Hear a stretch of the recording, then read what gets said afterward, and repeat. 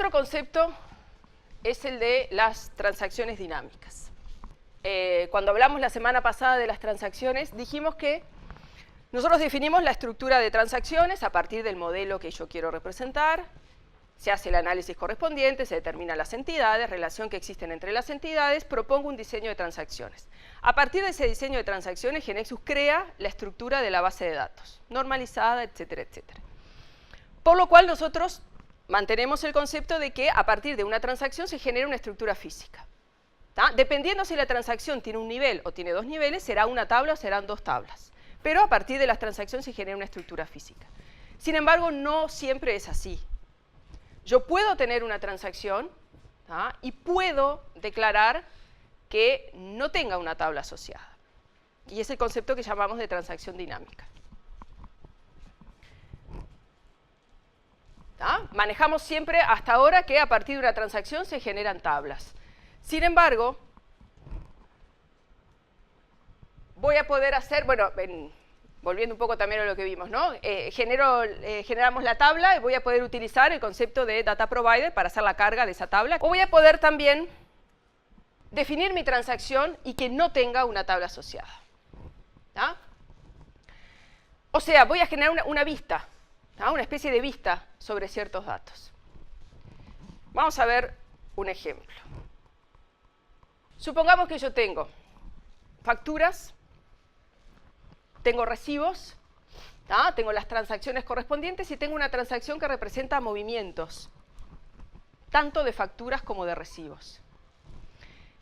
Me interesa unificar, homogeneizar de alguna forma el concepto de las facturas y los recibos. Entonces digo, bueno, me defino una transacción, documento, donde voy a tener una clave compuesta. Fíjense que la clave va a ser el tipo de documento con el identificador de documento. El tipo de documento será factura o recibo, según corresponda, y el ID del documento será también el que corresponda.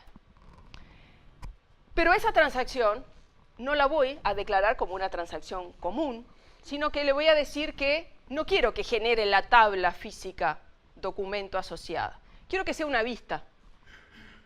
Entonces le voy a decir que la propiedad data provider va a tener el valor true, pero no que va a ser utilizada para cargar datos, para poblar datos en la tabla, sino que va a ser utilizada para recuperar datos. ¿Qué es lo que va a pasar? Yo le digo que genere ese data provider, por lo tanto me va a crear ese data provider asociado, como vimos hoy, no para cargar datos, sino para recuperar. Yo declaro mi data provider, fíjense que tengo los dos grupos. ¿Qué estoy haciendo en esos dos grupos? Estoy cargando, obteniendo las facturas y estoy obteniendo los recibos. O sea que cada vez que se ejecute esta transacción document, que va a tener su form como siempre, y el usuario ni cuenta se va a dar, voy a poder utilizar ese form, voy a estar viendo, al recorrer los registros, voy a estar viendo todas las facturas y los recibos. Tú vas a ver el form de la transacción y es más, te vas a poder definir si querés un listado que te muestre los recibos y las facturas y vas a poder hacer un for each y recorrer exactamente igual, es totalmente transparente. Pero no tengo una tabla física. Entonces defino ese data provider, que es el que se va a encargar de que cada vez que yo ejecute mi transacción se dispare ese data provider y se carguen esos datos. ¿Qué pasa si yo le digo que voy a crear ese data provider, que lo voy a crear para recuperar datos y que sean actualizables? Si yo le digo que sea actualizable, entonces me va a permitir definir los correspondientes métodos para hacer el insert, el update y el delete, porque si es modificable, yo voy a poder dar de alta, voy a poder modificar y voy a poder eliminar. Esos eventos los voy a tener que codificar yo. Y voy a utilizar el concepto de business component. Yo voy a poder recorrer o voy a poder dar de alta un documento nuevo. Voy a tener que decir si es un documento que corresponde a una factura o corresponde a un recibo y haré el insert o lo que corresponda utilizando el business component de la factura o del recibo. Un ejemplo de cómo sería el insert, según sea el tipo de documento que estoy manejando, voy a hacer el insert correspondiente. Un detalle.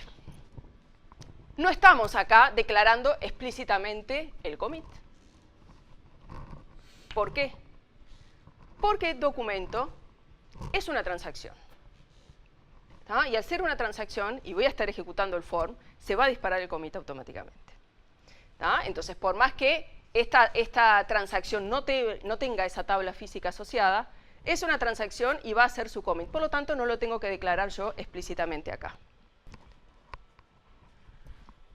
Otra cosa que tengo que tener en cuenta es que si yo tengo reglas declaradas en mi transacción de documento, se van a disparar y se van a hacer los controles de integridad necesarios. Fíjense que yo estoy definiendo en mi transacción del movimiento, que tiene un identificador, tiene el conjunto de atributos de tipo de documento e ID de documento. Ese conjunto de atributos corresponden a la clave primaria de mi transacción dinámica, ¿verdad?